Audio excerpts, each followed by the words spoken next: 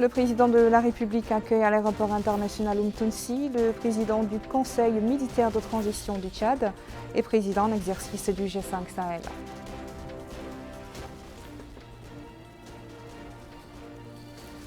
Le comité interministériel chargé du suivi de la pandémie Covid-19 décide, entre autres mesures, d'avancer le couvre-feu de 20h à 6h du matin.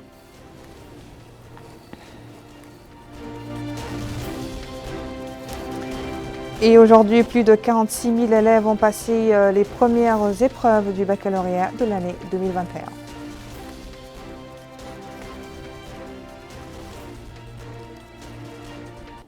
Bonsoir, j'espère que vous avez passé d'excellentes fêtes. Merci de vous joindre à nous. Je vous le disais dans les titres, donc, le président de la République, Mohamed Cheikh Ghazouani, et son hôte, le président du Conseil militaire de transition, président de la République du Tchad et président en exercice du G5 Sahel, Mahamat Idriss Déby Itno, est arrivé plus tôt dans la journée à Nouakchott et ont eu ce soir un entretien en tête-à-tête élargi par la suite aux membres des deux délégations.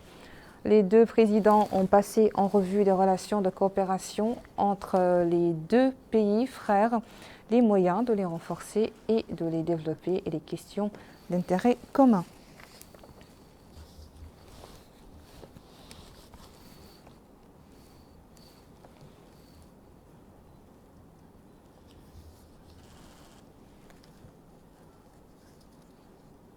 Le chef de l'État du Tchad est arrivé à Nouakchott en début de soirée dans le cadre d'une visite d'amitié et de travail en Mauritanie. Il a été salué au bas de la passerelle de son avion par le président de la République, Mohamed Cheikh Ghazouani, ainsi que par le Premier ministre Mohamed Bilal.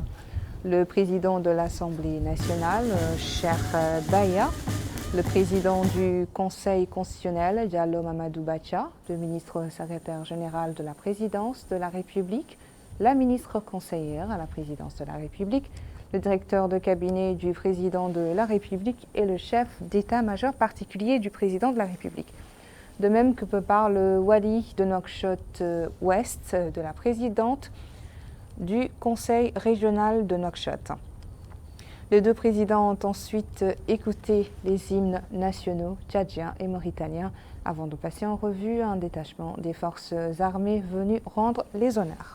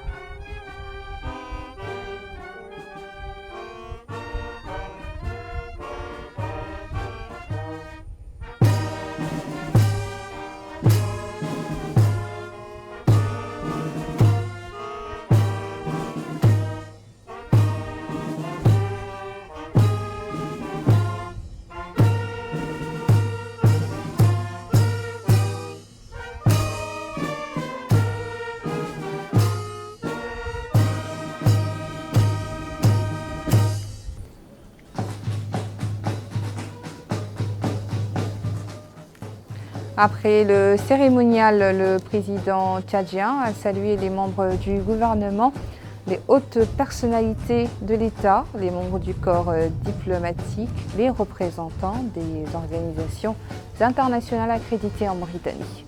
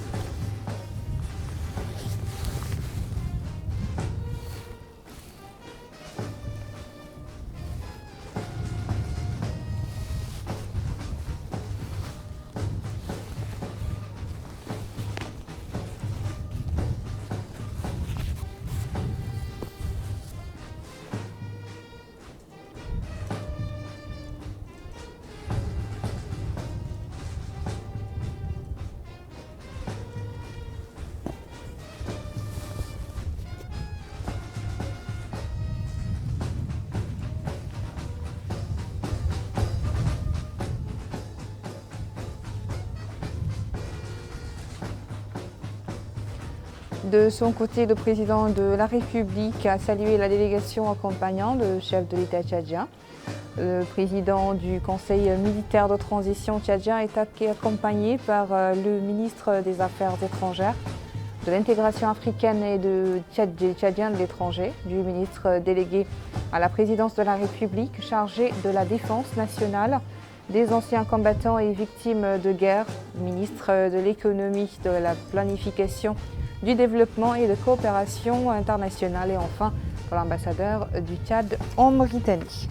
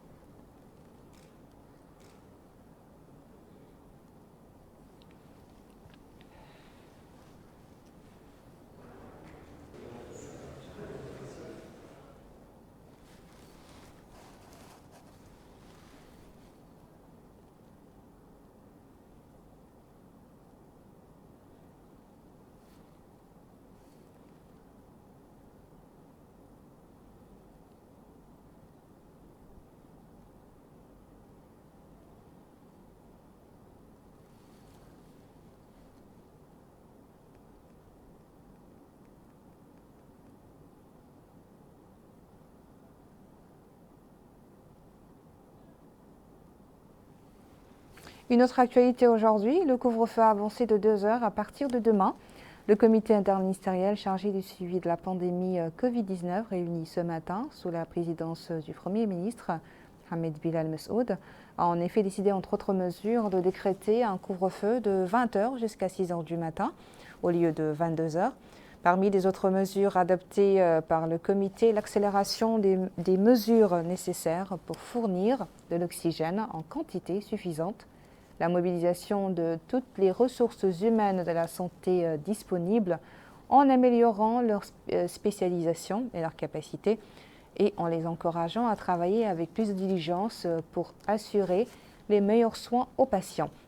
Le lancement d'une vaste campagne pour accélérer les opérations de vaccination, en particulier celles destinées aux personnes âgées et ou atteintes de maladies chroniques et œuvrer pour fournir les vaccins dans les quantités requises, la réduction au minimum de la présence des employés des divers départements ministériels au cours de cette période, l'intensification et généralisation de la sensibilisation sur la gravité de l'épidémie et l'exhortation à ne pas relâcher le respect des mesures préventives, port de masque, distanciation sociale, lavage des mains et utilisation de désinfectants. Et enfin, le suivi de la situation sanitaire dans la ville de Nouadhibou, qui connaît une recrudescence des cas, et renforcer les capacités des structures de santé. Ces mesures résultent de l'augmentation alarmante de décès, des cas critiques et des atteintes quotidiennes en général.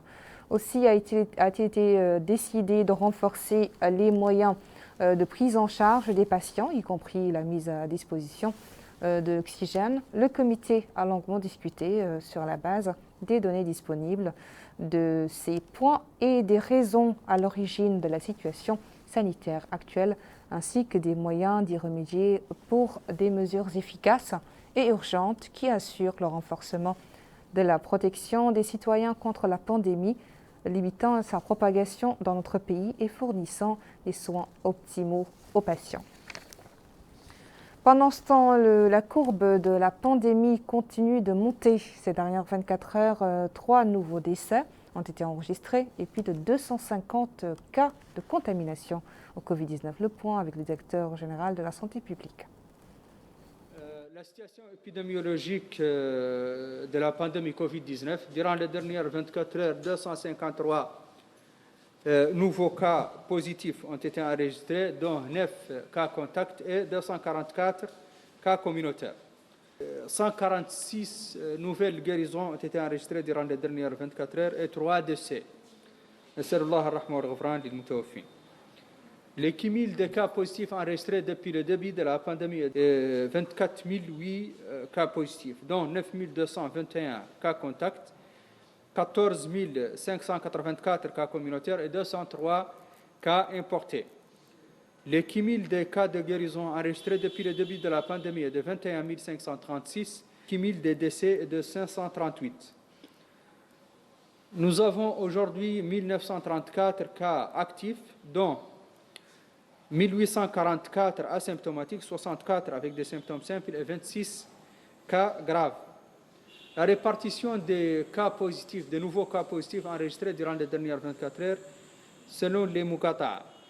Un nouveau cas à Lioun, 3 à Barkewel, 2 à Gerou, 1 à Kifa, 11 à Kaedi, 5 à Mbout, 1 à Maqama, 6 à Mongel, 5 à Bogué, 2 à Magdal Hajar, 3 à Rosso, 1 à Atar, 1 aussi à Shingiti, 59 nouveaux cas à Nouadhibou, 8 à Al-Mijriya, 5 à Qabou, 2 à Ouliange, 2 aussi à Selibabi, 13 à Zouarat, 3 à Gjoujit, 13 à Oksar, 1 à Sabra, 43 nouveaux cas à Tabraqzine, 10 à Dar Naïm, 16 à Tayart, 17 à Toujounin, 12 à Arafat, 4 à Al-Mina et 3 nouveaux cas dans la Muqata'a de Riyad. 2340 tests ont été réalisés durant les dernières 24 heures, dont 1963 TDR et 377 PCR. Les cumuls de tests réalisés depuis le début de la pandémie est de 406 938, dont 260 231 TDR et 117 634 PCR. Voilà, donc c'était donc le point de presse du directeur général de la santé publique par intérim. L'actualité nationale marquée ce jour à l'Assemblée nationale par la réponse du ministre de l'Équipement et des Transports, Mohamedou Ahmedou Mhamid, à 2 questions orales. La première relative à la dégradation de la route reliant à la ville de Selibabi au village de Fouri et la seconde concernant le projet de construction de la route Kankossa, Oul Yenj, Selibabi et Qabou. Aminata Kane a suivi pour nous les réponses du ministre à ces 2 questions. Cette plénière, tenue sous la présence de Cheikh Ould Baya, président de l'Assemblée nationale, était consacrée aux réponses du ministre de l'Équipement et des Transports, Ahmedou Mohamed, interpellé par le député Amadou Yero Baro relative à la situation de la route reliant la ville de Seilibabi au village de Fori, route qui se dégrade de plus en plus selon le député. Le député a noté dans sa question que cette route se dégrade de plus en plus du fait des inondations, ce qui, dira-t-il, a influé négativement sur la circulation routière. Le député a précisé que cette route n'a jamais bénéficié des opérations de réhabilitation malgré le fait que le ministère s'est engagé par le passé à faire cela. Il a précisé que les engagements de réaliser un réseau routier urbain dans la ville de Seilibabi n'ont pas été respectés. Il a appelé le ministre de l'Équipement et des Transports à préciser les raisons qui ont empêché à son département de réfectionner jusqu'à présent cette route et réaliser le réseau routier urbain de la ville. En réponse à la question du député, le ministre a remercié le député de lui avoir donné l'occasion d'éclairer l'opinion publique nationale en général et les populations du Guidimara en particulier sur le degré de réalisation des projets de développement dans la wilaya, soulignant que ces derniers auront un impact positif sur la vie des citoyens. Il a indiqué que le président de la République a supervisé en personne le démarrage d'un certain nombre de projets de développement dans le cadre du programme de modernisation et d'extension de la ville de Seilibabi, et ce avant d'effectuer une seconde visite dans la wilaya pour inaugurer certains projets et lancer un programme de construction d'un réseau routier dans la capitale régionale long de 10 km. Le ministre a souligné que son département a réalisé le bitumage de 2 routes au centre de la ville de Seilibabi, ce qui a contribué de manière significative à la fluidité de la circulation, précisant que dans le cadre du programme du réseau urbain de la ville, 3,4 km de routes ont été déjà réalisés et que le reste du programme est en cours de réalisation, notant que la ville de Seilibabi dispose d'un réseau urbain répondant aux normes définies dans les cahiers des charges, soulignant par ailleurs que des études sont menées actuellement pour trouver des mécanismes permettant d'évacuer les eaux pluviales loin du réseau routier. Le ministre a enfin précisé que sa visite dans la ville de Seilibabi lui a permis de prendre connaissance des tronçons qui ont besoin d'être réfectionnés et qui s'est aussi informé sur la situation des ponts de la wilaya avant de passer en revue les efforts menés par la Société nationale de maintenance routière pour surmonter les différents dysfonctionnements enregistrés à ce niveau. Aujourd'hui s'est déroulé également sur l'ensemble du territoire national l'échéance capitale pour les élèves de la dernière année du deuxième cycle secondaire, autrement dit le baccalauréat. Plus de 46 000 candidats, toutes séries confondues, ont passé ce lundi dans 137 centres d'examen, dont 55 dans la seule ville de Nouakchott, les premières épreuves de cette compétition académique. La caméra de Mauritania a accompagné à cette occasion le département du ministre de l'Éducation et de la réforme du système éducatif dans certains centres d'examen. C'est un compte-rendu signé Aminata Khan. 46 581 candidats répartis dans 137 centres, dont 55 sont à Nouakchott, passent cette année les épreuves du baccalauréat. À notre micro, les élèves ont été unanimes quant à la bonne organisation et des conditions de déroulement de l'examen. Ils ont également indiqué qu'à leur entrée dans les salles d'examen, des masques leur ont été fournis par les superviseurs et que la distanciation sociale est respectée dans les salles de classe. Le ministre de l'Éducation nationale, Mohamed Melainin Ould Iyi, a effectué plusieurs visites dans des centres de la Moukata. Il a questionné les élèves sur la conformité des programmes avec les épreuves, indiquant à la fin de sa visite que cette année, comme la précédente, que le baccalauréat a été organisé dans un contexte difficile marqué par la pandémie de la COVID-19. Cependant, le secteur, dira-t-il, en collaboration avec les autorités, a surmonté tous les obstacles, ce qui a réjailli positivement sur la bonne organisation des examens. Le ministre a exprimé sa satisfaction pour les conditions dans lesquelles a débuté l'examen du baccalauréat aujourd'hui. Lui succédant, le responsable du Bureau national de la Fédération des parents d'élèves et étudiants, Ahmed Ould Sraïr, a confirmé que l'association a appelé tous ses membres et organismes au niveau national à participer au nettoyage des centres d'examen. Il a valorisé le partenariat qui existe entre l'association et le secteur de l'éducation nationale, et ce, à tous les niveaux. Et bravant les interdits relatifs aux attroupements, surtout en cette période de pandémie Covid-19, des mamans ont tenu tout de même à marquer leur présence, sans doute pour apporter un appui, un soutien moral à leurs enfants. Bokar Bailaba est allé à leur rencontre. Le baccalauréat reste un moment extrêmement symbolique et emblématique. Et ce n'est pas pour rien que ces femmes venaient en masse s'agglutiner devant les portes des centres d'examen. Et ce premier jour des épreuves du baccalauréat n'a pas dérogé à cette tradition. Signe particulier, ce sont les femmes qui sont les plus présentes. L'objectif est bien entendu de soutenir à distance leurs fils et leurs filles. Assises à même le sol, les mères des candidats ou candidates ne se pressent pas. Elles prennent leur mal en patience. Du début à la fin des épreuves, elles resteront là pour ce moment de vérité des candidats qui se frottent avec les épreuves. Si le stress est lisible sur les visages, elles ne cachent pas non plus la confiance en leurs candidats.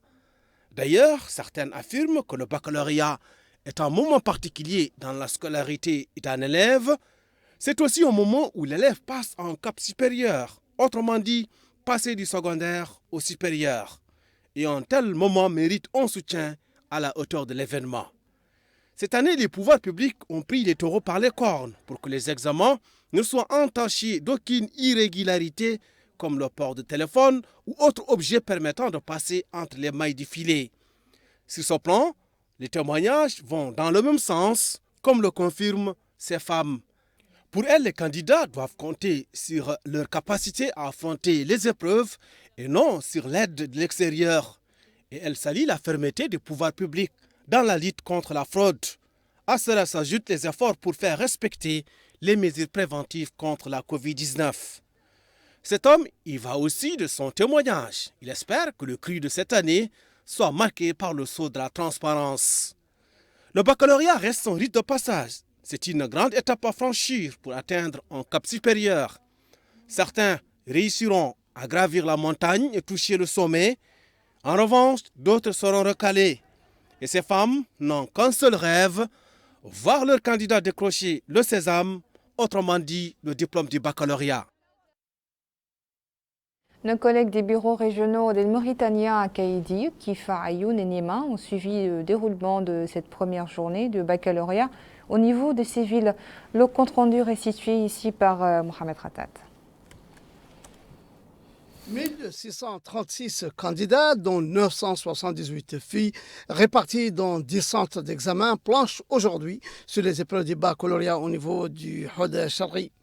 L'occasion pour le Wali, M. Cheikh Abdallahi Lawa, d'effectuer une visite dans nombre de ces centres, dont l'école Chouvia, le lycée et le collège numéro 2 de Néma, où il s'est enquis du déroulement des opérations tout en insistant sur l'impérieuse nécessité de veiller au respect des mesures préventives pour se protéger contre la Covid-19.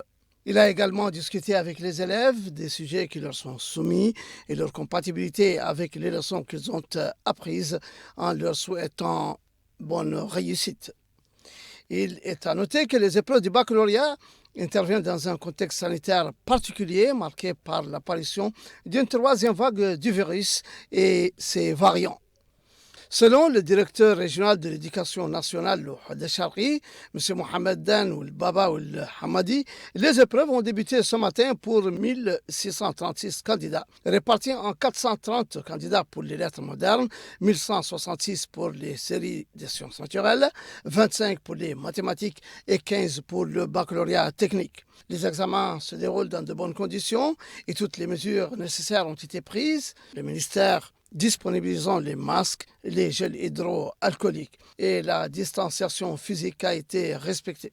De même que pour combattre la triche au bac, des banderoles expliquant et avertissant des comportements inappropriés mettent en garde contre l'entrée des téléphones à l'intérieur des salles d'examen, ce qui entraîne l'annulation pure et simple de la participation de l'élève, dit-il. Les candidats ont exprimé leur satisfaction du déroulement des examens pour la première matière proposée, à savoir l'instruction morale, civique et religieuse. Au niveau de la wilaya du Hod el-Gharbi, ce sont 2614 candidats répartis dans 9 centres d'examen qui ont débuté ce matin leurs épreuves du baccalauréat. Le wali du Hod el-Gharbi, M.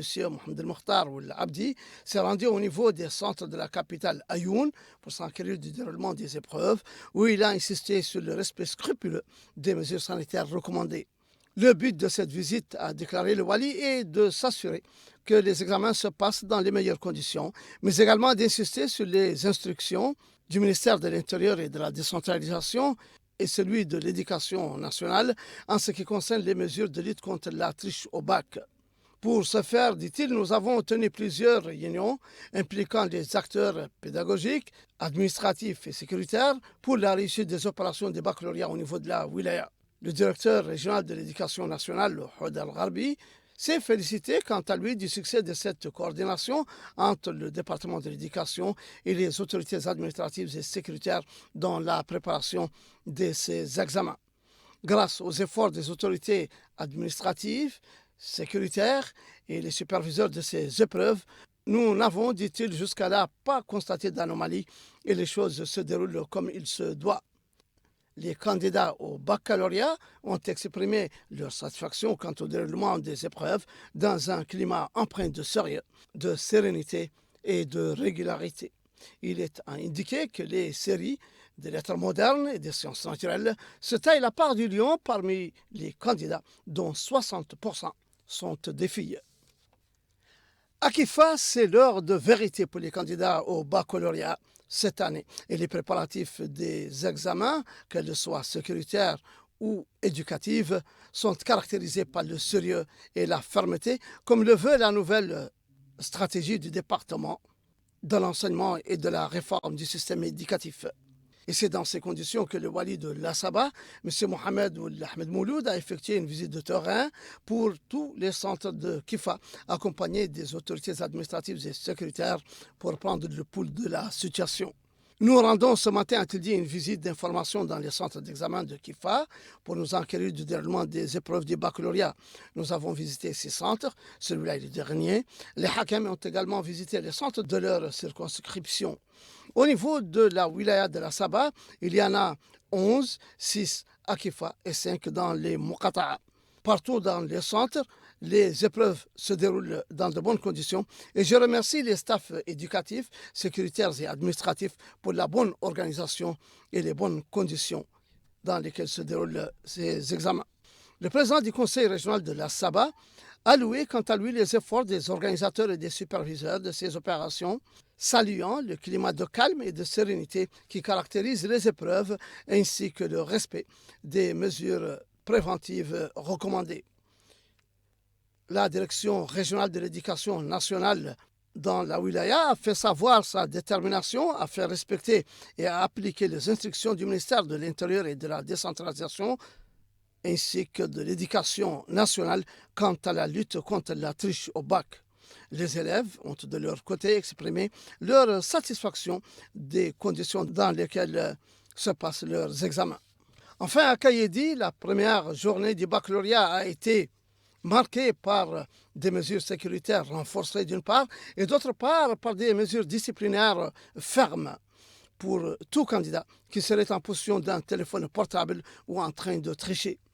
Un train de mesures draconiennes qui s'est traduit par une résignation au sérieux, à la discipline et à l'abnégation du côté des candidats venus dès les premières heures de la journée, armés de leur savoir pour passer et décrocher le sésame de leur entrée à l'université.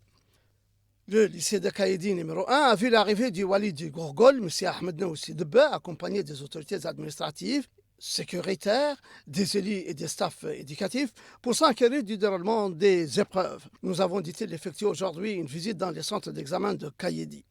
Ce sont 2486 candidats qui participent cette année aux épreuves du bac.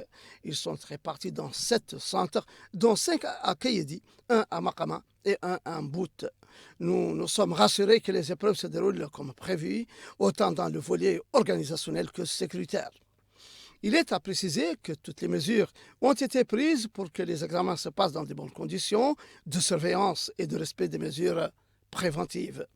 Selon le directeur régional de l'éducation nationale au Gorgol, parmi les 2486 candidats, 47% sont des filles et tout le nécessaire, dit-il, a été fait pour que les épreuves se déroulent bien, sachant que les mesures de lutte contre la triche ont été prises et appliquées de façon rigoureuse et ferme. Les parents des élèves se sont déclarés satisfaits des conditions dans lesquelles se déroulent les examens, notamment les mesures sanitaires recommandés.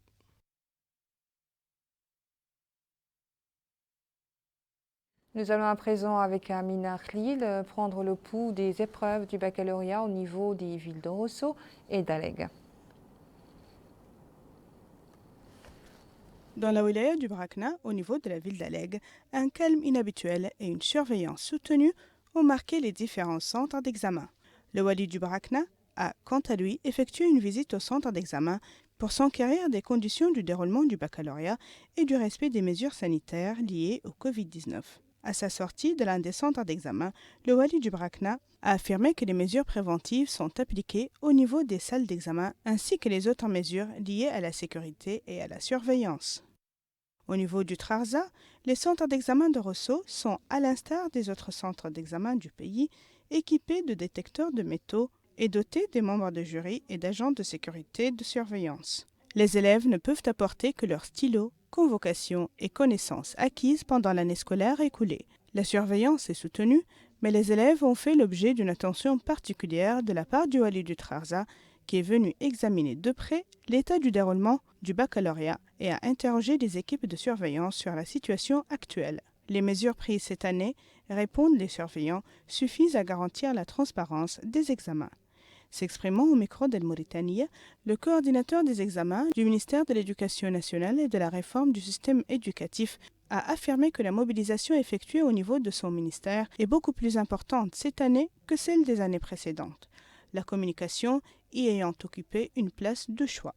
Les élèves rencontrés ont, à leur quasi-unanimité, enregistré leur bonne impression concernant le déroulement des examens et le respect des mesures préventives. Direction à présent les capitales du Tiris Zemour, du Tagant, de Darklet Nouadhibou et de Ladrar, où les épreuves du baccalauréat se sont déroulées comme ailleurs dans le reste du pays sur fond de mesures rigoureuses pour éviter la tricherie. Saisie de tout téléphone à l'intérieur de la salle d'examen entraîne l'annulation de l'examen du candidat. Voilà ce que l'on pouvait lire sur cette banderole accrochée à l'entrée d'un centre d'examen de la ville d'Attar. L'avertissement du ministère de l'Éducation nationale et de la réforme du système éducatif est clair. Les candidats sont conscients de la fermeté des pouvoirs publics. Justement, le wali de Ladrar s'est informé du déroulement des épreuves dans le centre d'examen de la ville d'Attar. Sur place, il a été édifié sur les moyens humains et techniques mis en œuvre pour la bonne organisation des examens. Hadalim Pali Yatera a déclaré que les services compétents n'ont pas lésiné sur les moyens pour que les examens se déroulent dans la transparence. Au niveau de la direction régionale de l'éducation nationale en Adrar, là aussi, c'est le caractère du bon déroulement des examens qui a été mis en exergue. Dans notre capitale économique Nouadhibou, les 2398 candidats ont également planché sur les épreuves du baccalauréat. Ils sont répartis entre 4 centres d'examen. Et à cette occasion, le wali de Darklet Nouadhibou, Yahaoul Cheikh Mohamed Val, s'est rendu dans les centres d'examen de notre capitale économique afin de s'informer du déroulement des examens. Dans une déclaration faite à la presse, il a indiqué que plusieurs mesures ont été prises afin que les épreuves se déroulent dans des conditions optimales, rappelant l'interdiction des téléphones à l'entrée des salles d'examen. Au niveau de la coordination et des parents d'élèves, les examens ont été marqués par la discipline et le calme. Et qu'en pensent les candidats? Dans l'ensemble, ils affirment que les épreuves sont à leur portée, espérant que cela sera couronné de réussite. Direction le Tagant, à l'instar des autres wilayas, les candidats se sont frottés aux épreuves du baccalauréat. L'objectif est le même, décrocher le sésame. Et à l'entrée des centres d'examen, les forces de l'ordre restent vigilantes. Tout objet métallique ne doit entrer dans les salles. D'ailleurs, le wali du Tagant, Mokhtar Hand, a effectué une tournée des centres d'examen de la ville de Tigigija, au cours de laquelle il a été informé du déroulement des épreuves. À l'issue de la visite, il a exhorté les responsables à la nécessité d'une surveillance stricte des examens et du respect des mesures préventives contre le coronavirus. Et au Tiris Zemour, c'est la même atmosphère qui a prévalu en ce premier jour des examens du baccalauréat. Force de l'ordre déployée à l'entrée des centres d'examen, les 984 candidats, dont 352 filles, tentés par l'usage des téléphones portables, savent en quoi s'en tenir. D'ailleurs, le Wali Issel Moursidi s'est informé du déroulement des épreuves et le respect des mesures de prévention contre la Covid-19. Ali Abdoulaye Cham est le directeur régional de l'éducation nationale au Thierry Zemmour, affirme que d'importants moyens humains et techniques ont été déployés afin d'assurer la réussite des examens, précisant que la DREN s'est attelée pour que les candidats portent le masque dans le cadre de la lutte contre le coronavirus. Justement, les candidats ne jubilent pas en ce premier jour des examens, mais ils estiment que les épreuves sont abordables. Le premier jour étant terminé, maintenant les candidats attendent de pied ferme, ou plutôt avec de mains fermes, pour en découdre avec le reste des épreuves du baccalauréat 2021. Enfin, notre dernière station relative à la couverture des épreuves du baccalauréat nous amène à Akjouj, capitale de l'Chéri. Najia Jeikani nous décrit l'ambiance qui a prévalu là-bas durant cette première journée. Dans la wilaya de l'Chéri, les épreuves du baccalauréat pour l'année scolaire 2020-2021 ont débuté dans le plus strict respect des mesures préventives édictées par les autorités sanitaires. Le nombre de candidats est de 523 répartis dans 3 centres. Le wali de l'Chéri, M. Salseïdo Alassane, a visité 2 centres d'examen où plus de 400 participants ont suivi les épreuves. Le wali a assisté au déroulement des épreuves du baccalauréat. Il a inspecté les procédures d'assurance et de contrôle qui visent à lutter contre toute tentative de fraude. Le wali a indiqué qu'ils ont reçu des instructions strictes du gouvernement qui œuvrent à la disponibilité des moyens nécessaires pour assurer la bonne organisation de ces épreuves. M. Salseïdo Alassane a mis l'accent sur la nécessité du port du masque. Il a exprimé sa satisfaction et celle du staff éducatif pour les conditions dans lesquelles ont débuté les épreuves d'aujourd'hui. Le staff éducatif a loué les efforts des autorités administratives et sécuritaires dans ce domaine. Ces responsables au niveau du département de l'éducation ont souligné le bon déroulement des épreuves du baccalauréat et ont noté des tentatives de fraude. Ils ont précisé que ces cas ont été répertoriés dans des rapports et seront envoyés à l'administration centrale. Les participants aux épreuves du baccalauréat attendent avec impatience d'obtenir le certificat qui leur permettra de pouvoir continuer leurs études supérieures et professionnelles. Les autorités veillent à travers ces procédures de contrôle à assurer le bon déroulement de ces épreuves qui ont été organisées dans un contexte difficile marqué par la pandémie du Covid-19. Retour à Rosso, où se trouvait ce dimanche le ministre de l'Agriculture, Sidna Ahmed Eli, s'est informé sur les préparatifs du démarrage de la lutte contre la saison agricole dans la wilaya du Trarza. Le ministre s'est rendu sur le canal d'irrigation de l'Aftout el-Saheli, dans la Mourata de Kermassen et sur le périmètre agricole de Chichia, dans la commune de Jedrel-Mogren. Le ministre s'est enquis du degré d'avancement des opérations de semis et d'approvisionnement du périmètre en électricité.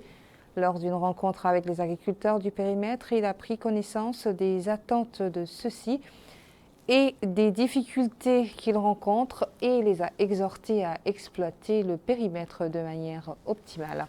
Le ministre a en outre visité l'usine à la barre pour les techniques de semis à Rosso-Ville.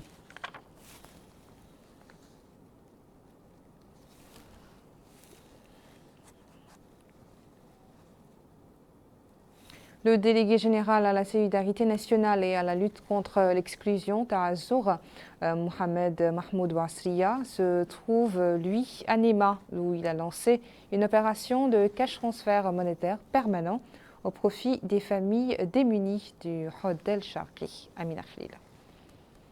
Le programme Takavoul, dont la présente opération fait partie, vise à lutter contre l'extrême pauvreté et à permettre aux familles pauvres d'investir dans leur bien-être et celui de leurs enfants. Il apporte également une aide financière aux familles bénéficiaires à travers la participation par quota de promotion sociale et économique.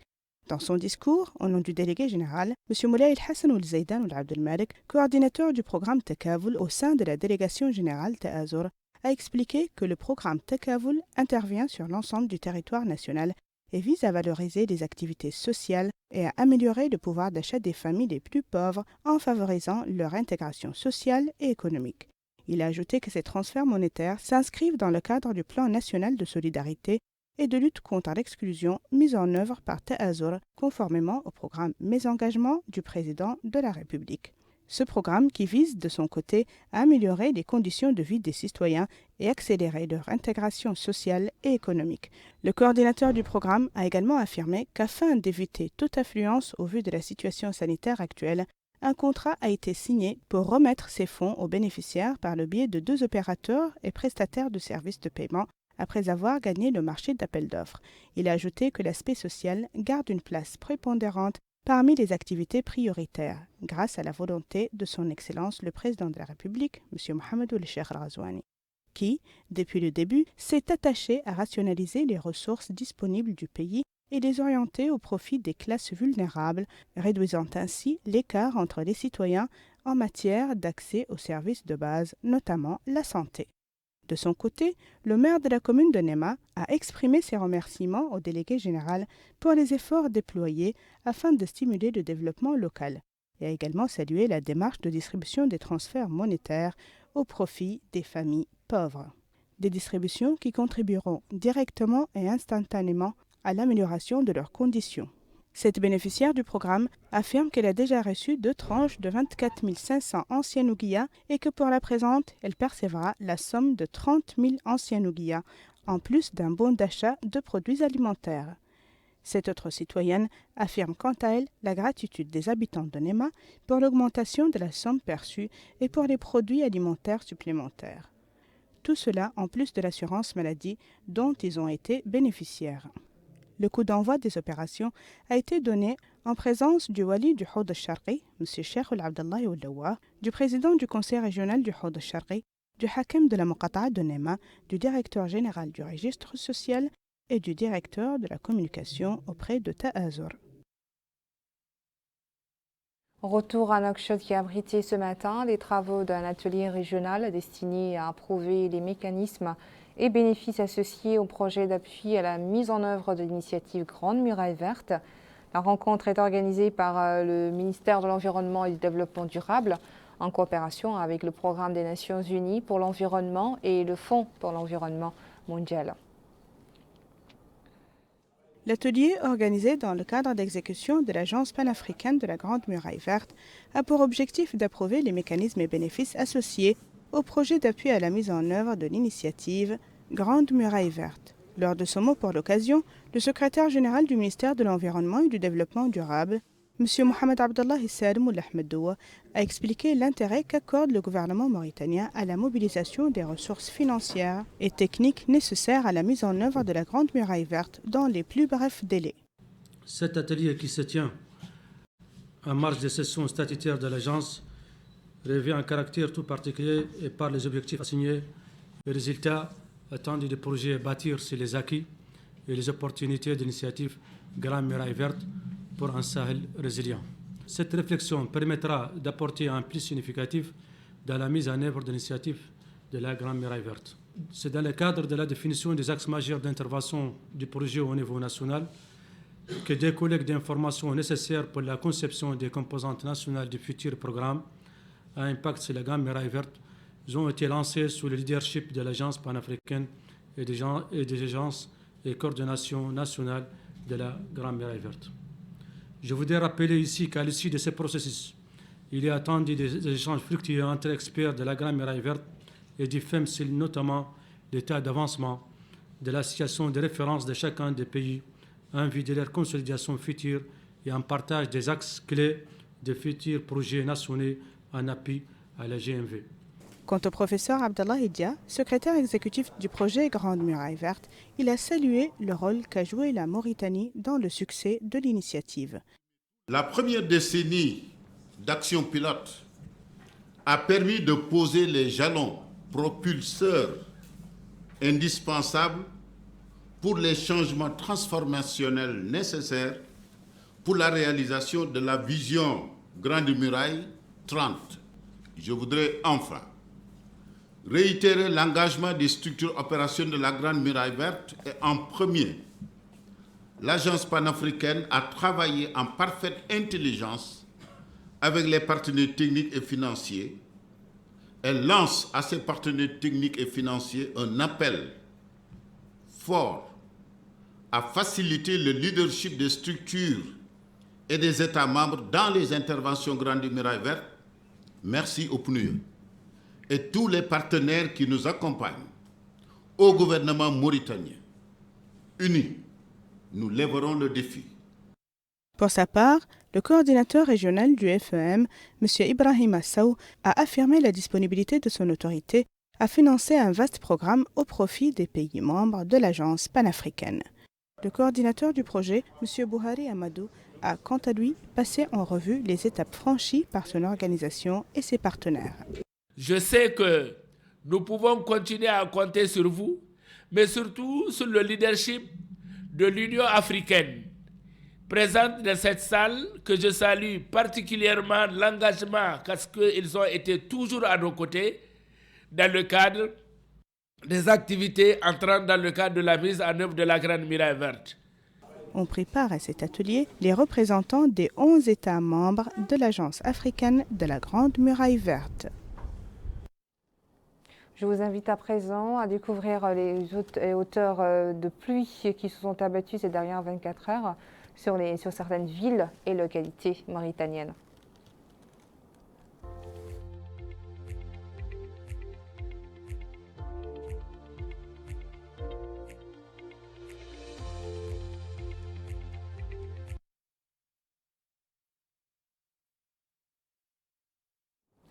Nous restons encore à Nouakchott pour parler cette fois-ci de la réunion que le président de l'Union nationale du patronat mauritanien, Mohamed Zine El Abidine Cheikh Ahmed, a eu aujourd'hui avec une délégation algérienne conduite par le président directeur général de la Société algérienne de production d'électricité et de gaz. Sur quoi a porté cette réunion?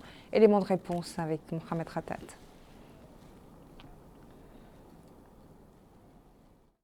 Les locaux de l'Union nationale du patronat mauritanien ont abrité aujourd'hui une cérémonie de présentation des rapports conjoints sur les résultats de la Mauritanie concernant les progrès accomplis dans la mise en œuvre des objectifs du développement durable, mais également pour passer en revue le partenariat entre le secteur privé mauritanien et la représentation du programme des Nations Unies et les perspectives de son renforcement.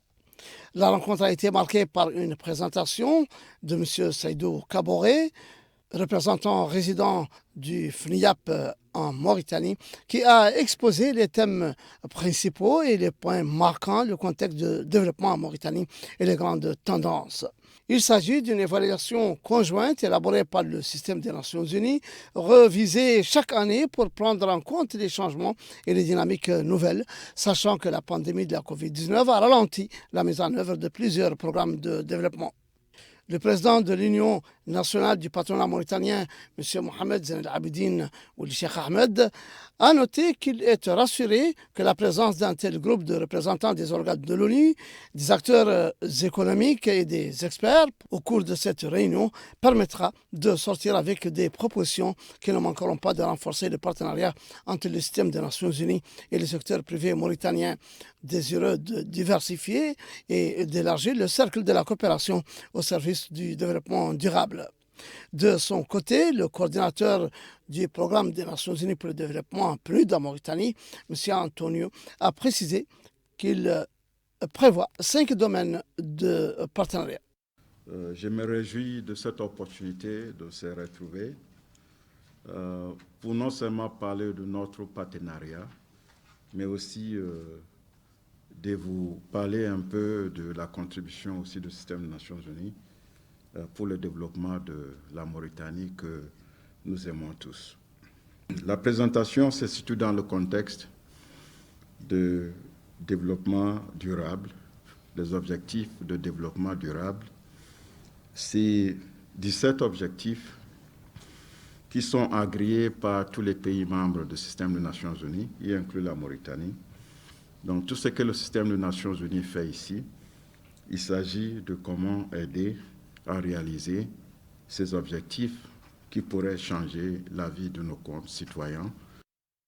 Il est à noter que le président du patronat mauritanien a suggéré de former un comité paritaire pour suivre les programmes de partenariat entre le secteur privé mauritanien et la représentation des programmes des Nations Unies en Mauritanie. Par ailleurs, le président du patronat mauritanien, M. Ahmed Zain El-Abidine ou le Cheikh Ahmed, s'est entretenu cet après-midi avec une délégation algérienne conduite par le président directeur général de la Société algérienne de production d'électricité et de gaz, M. Shaher Boulkhras, et le président directeur général de la Société nationale algérienne de commercialisation et de distribution des produits pétroliers, M. Kamel Ben Freha. L'occasion pour le président du patronat mauritanien de faire part de son appréciation de cette visite visant à renforcer les remarquables relations entre la Mauritanie et l'Algérie, à les élargir et à les diversifier conformément à la volonté des dirigeants des deux pays. Il a souligné que le secteur privé mauritanien œuvre à l'accompagnement de cette dynamique officielle pour hisser le niveau des échanges commerciaux et économiques et les expertises, en particulier dans le domaine de l'électricité et du gaz, compte tenu de la riche expérience que possède l'Algérie et des perspectives prometteuses qui s'ouvrent pour la Mauritanie. Pour sa part, M. Shaher Boulkhras a indiqué que la visite actuelle de la délégation algérienne sera couronnée par la signature de plusieurs conventions dans les domaines de l'électricité sur le court et moyen terme, soulignant que la formation, l'échange de visites et l'intensification des rencontres virtuelles vont se renforcer. La sensibilisation sur le respect des mesures barrières et la nécessité de se faire vacciner se poursuit dans le pays. Au niveau de Kaïdi, le wali du Gorgol a présidé une réunion centrée sur le respect des mesures préventives. Son homologue de Dakhlet Nouadhibou a quant à lui supervisé le déploiement des comités de sensibilisation et d'éveil sur l'application des mesures préventives. Abdullah Damaba.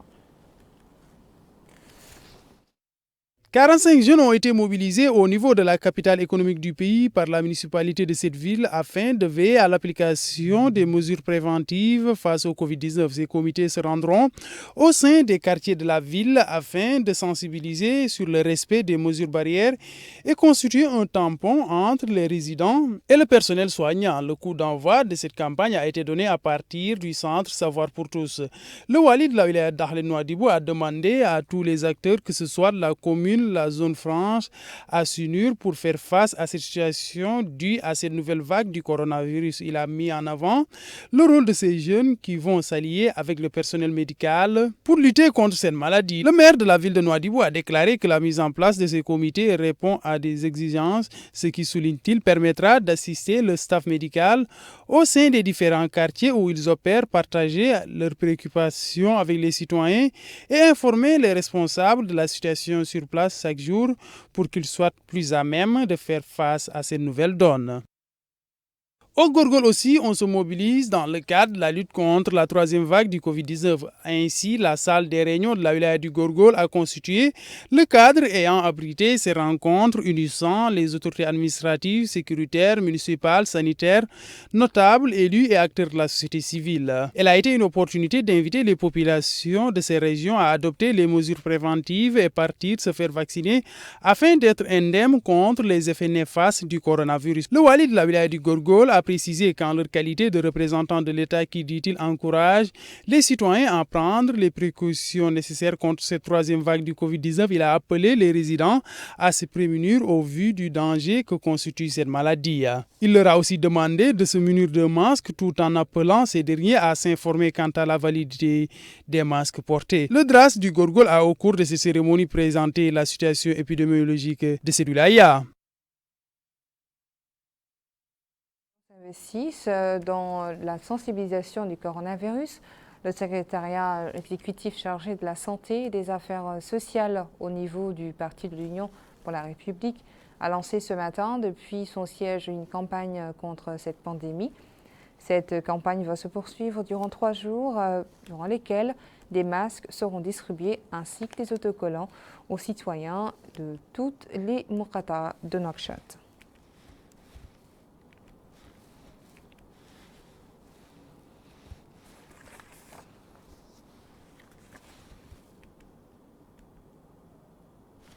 Nous refermons ce journal par cette conférence de presse donnée ce matin à Nouakchott par le député Biram Daabed, au cours de laquelle il a abordé la situation politique et économique du pays. Biram Daabed a par ailleurs exprimé son point de vue par rapport à certaines lois adoptées récemment par l'Assemblée nationale.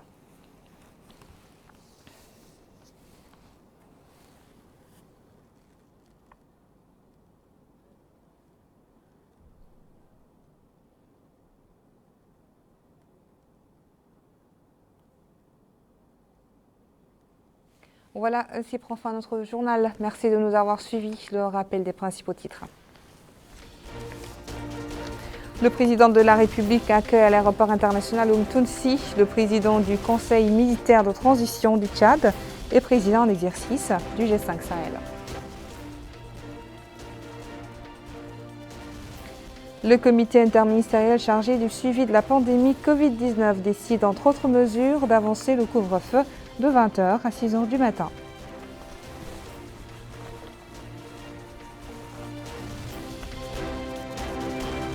Et plus de 46 000 élèves ont passé aujourd'hui les premières épreuves du baccalauréat de l'année 2021.